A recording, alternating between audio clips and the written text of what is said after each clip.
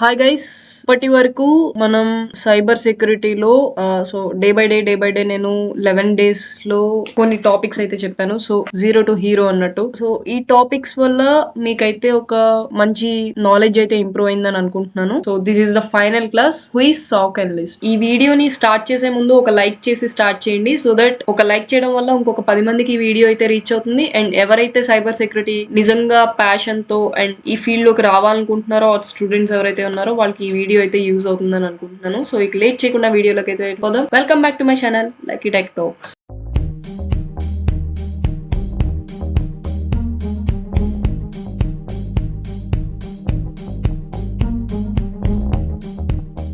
సాక్ analyst అంటే different domains ని అర్థం చేసుకోగల స్కిల్ ఉన్న ప్రొఫెషనల్. లైక్ విండోస్ గానీ, network application and network security devices. Like security devices అంటే మీకు అందరికి తెలుసు కదా, ఐపీఎస్, ఐడిఎస్, వ్యాఫ్. So and cyber attack phases ఉంటాయి, వాటి టైప్స్, రెమిడియేషన్, వీటన్నిటి మీద కూడా డీటెయిల్ నాలెడ్జ్ ఉన్న వాళ్ళని సాక్ అనలిస్ట్ అంటారు. అండ్ సాక్ అనలిస్ట్ అంటే ఒక ఎక్స్పెక్ట్ అయి ఉండాలి. అంటే లైక్ ప్యాకెట్ లెవెల్ ఇన్వెస్టిగేషన్ లో సైబర్ అటాక్స్ కి. అండ్ మీకు ఇక్కడ కీ పాయింట్స్ ఇస్తా చూడండి. ప్యాకెట్ లెవెల్ ఇన్వెస్టిగేషన్ కి దీంట్లో ఎక్స్పెక్ట్ అయి ఉండాలన్నమాట. అంటే packet level investigation cyber attacks లో అర్థం చేసుకోగల క్యాపబిలిటీ ఉండాలి. అండ్ ఇంకోటి వచ్చేసరికి ఎనలైటికల్ స్కిల్స్ ఉండాలి.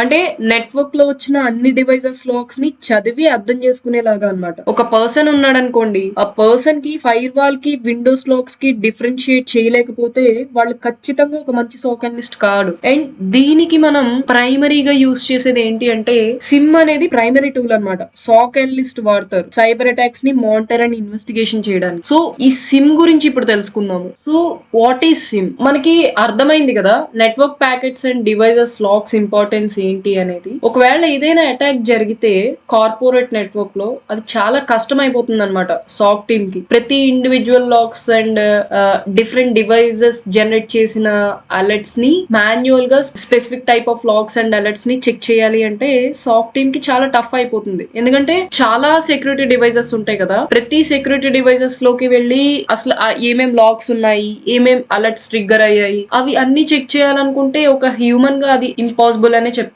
సో సిమ్ టూల్ ఎందుకు వాడతారు అంటే కంపెనీస్ లో centralised and effective monitoring and investigation కోసం మొత్తం నెట్వర్క్ డివైజెస్ లాక్స్ ఏవైతే ఉన్నాయో వాటన్నిటికీ మానిటరింగ్ అండ్ ఇన్వెస్టిగేషన్ చేయడం కోసం అన్నమాట. జనరల్లీ సిమ్ కి 3 మెయిన్ కాంపోనెంట్స్ ఉన్నాయి: collector, manager and logger. Collector అంటే ఏంటి అంటే ఇది ఎందుకు రెస్పాన్సిబుల్ అంటే నెట్వర్క్ లో ఉన్న మొత్తం డివైజెస్ లాక్స్ ని కలెక్ట్ చేసి ఈ మేనేజర్ కి ఫార్వర్డ్ చేస్తుంది అనమాట ఈ కలెక్టర్. సో ఈ మేనేజర్ లాక్స్ ని రిసీవ్ చేసుకుంటుంది ఈ కలెక్టర్ నుండి. ఈ మేనేజర్ కి కోరిలేషన్ ఇంజిన్ ఉంటుంది అనమాట. ఒకవేళ ఏదైనా మ్యాచ్ అయితే అలర్ట్ ని ట్రిగ్గర్ చేస్తుంది ఇన్వెస్టిగేషన్. సో లాక్స్ కి మ్యాచ్ చేస్తుంది అనమాట. దాంట్లో డిఫైన్ చేసిన డిఫరెంట్ కోరిలేషన్ రూల్ గానీ, సిగ్నేచర్ గానీ ఒకవేళ ఏదైనా మ్యాచ్ అయితే అలర్ట్ ని ట్రిగ్గర్ చేస్తుంది ఇన్వెస్టిగేషన్. అండ్ ఈ లాగర్ ఎందుకు అంటే ఇది మేనేజర్ అండ్ కలెక్టర్ జనరేట్ చేసిన మొత్తం లాక్స్ ఆర్ ఈవెంట్స్ ని స్టోర్ చేస్తుంది, అంటే తర్వాత మనం యాక్సెస్ చేసేలాగా అనమాట. అండ్ సిమ్ అంటే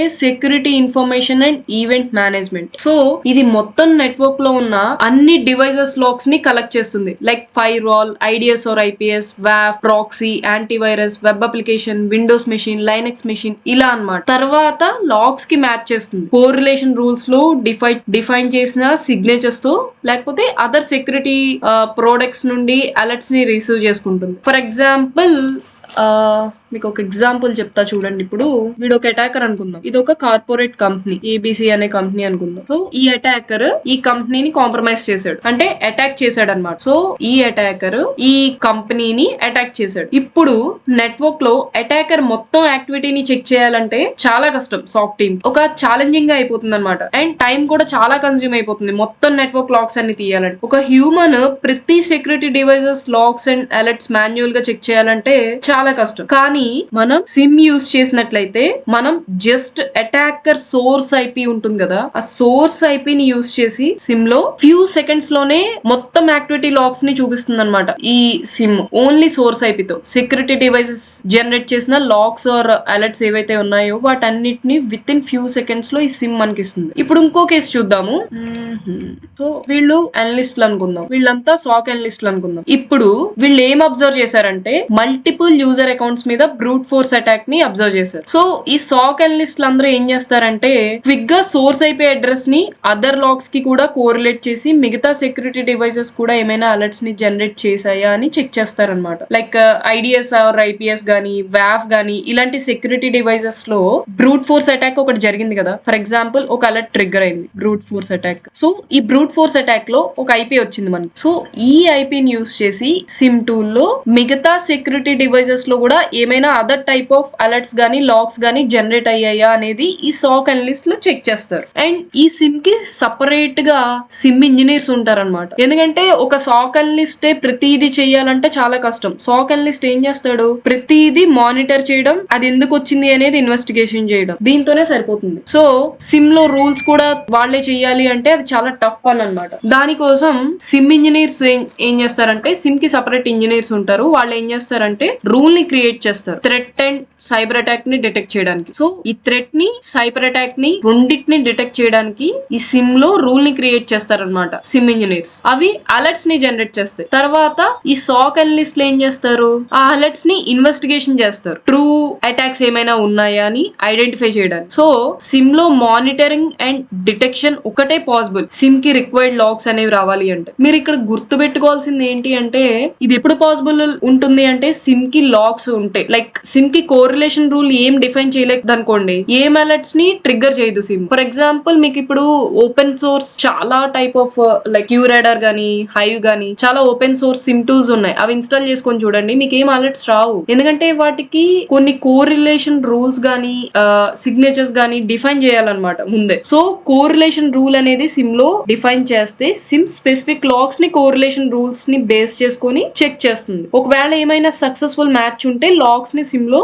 రాసిన కోరిలేషన్ కండిషన్ ని బట్టి అది అలర్ట్ ని ట్రిగ్గర్ చేస్తుంది అనమాట. సో మీకు ఇది సిమ్ అనుకుందాం, ఇందులో కొన్ని రూల్స్ రాశారు. రూల్స్ రాసినప్పుడు లాగ్స్ జనరేట్ అవుతూ ఉంటాయి సిమ్ కి కొన్ని సెక్యూరిటీ డివైసెస్ నుంచి. లైక్ వాఫ్, ఐడిఎస్, ఐపీఎస్, ఫైర్ వాల్ ఏవైతే ఉన్నాయో మొత్తం సెక్యూరిటీ డివైసెస్ అన్నిటి నుంచి లాగ్స్ జనరేట్ అవుతూ ఉంటాయి.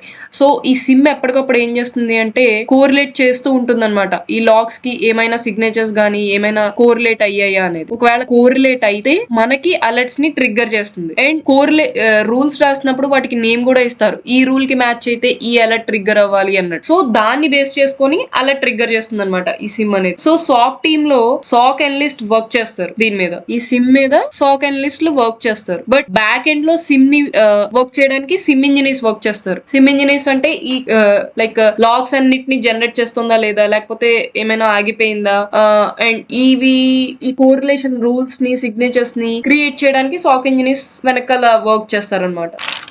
అండ్ ఇక్కడ మెయిన్ గుర్తు పెట్టుకోవాల్సింది ఏంటంటే సిమ్ టూల్ అలర్ట్ ని జనరేట్ చేస్తే అది ట్రూ అలారం అవ్వచ్చు ఆర్ ఫాల్స్ అలారం అవ్వచ్చు. 4 టైప్స్ ఆఫ్ క్లాసిఫికేషన్స్ ఉన్నాయి థ్రెడ్స్ కి సాక్ అనలిస్ట్ ఇన్వెస్టిగేషన్ ని బేస్ చేసుకుని. సో దీనికి 4 టైప్స్ ఆఫ్ క్లాసిఫికేషన్స్ ఉన్నాయన్నమాట థ్రెడ్స్ కి సాక్ అనలిస్ట్ ఇన్వెస్టిగేషన్ ని బేస్ చేసుకొని. సో అవేంటో చూద్దాం ఇప్పుడు. నేను ఆల్రెడీ మీకు ప్రీవియస్ వీడియోలో what is true positive, what is false positive ఇవన్నీ క్లియర్ గా చెప్పాను. బట్ స్టిల్ మళ్ళీ చూద్దాం ఒకసారి ఇక్కడ. సో ట్రూ పాజిటివ్ గురించి చూద్దాము.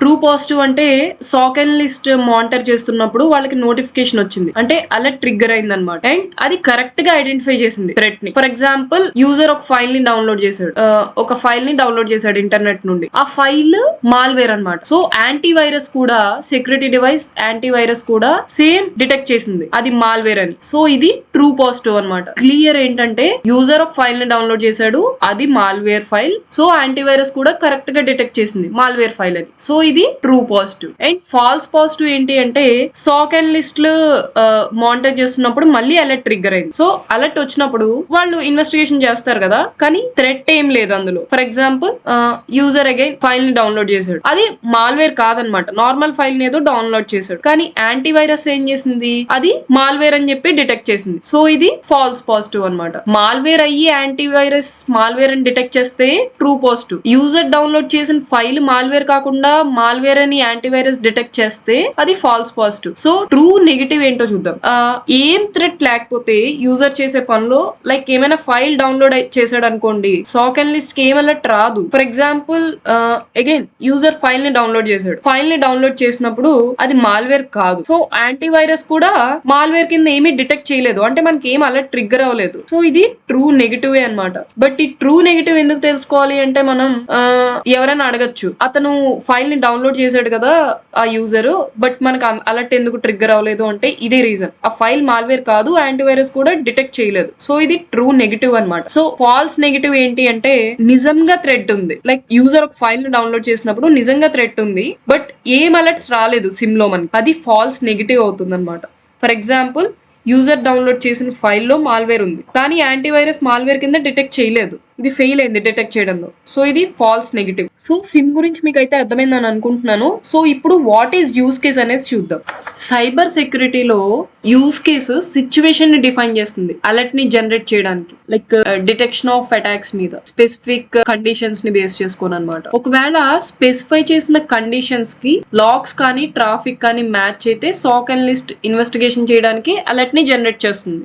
సాక్ అండ్ లిస్ట్ ఏమైనా అటాక్స్ ని ఐడెంటిఫై చేస్తే నెట్వర్క్ లో, దానికి ఇమీడియట్ అటెన్షన్ అనేది అవసరం అనమాట. ఇప్పుడు మీకు చెప్పా కదా యూస్ కేస్ అంటే సిచ్యువేషన్ ని డిఫైన్ చేస్తుంది అనమాట. సో సిచ్యువేషన్ డిఫైన్ చేసి అలర్ట్ ని జనరేట్ చేస్తుంది. ఎలా చేస్తుంది, సెట్ ఆఫ్ కండిషన్స్ ని, ఈ సెట్ ఆఫ్ కండిషన్స్ ని బేస్ చేసుకొని అలర్ట్ ని ట్రిగ్గర్ చేస్తుంది అనమాట మనకి. సో అది ఇప్పుడు ఆ స్పెసిఫై చేసిన కండిషన్స్ కి ఈ లాగ్స్ గానీ ట్రాఫిక్ గానీ మ్యాచ్ అయితే సాక్ అండ్ లిస్ట్ ఇన్వెస్టిగేషన్ చేయడానికి అలర్ట్ ని జనరేట్ చేస్తుంది.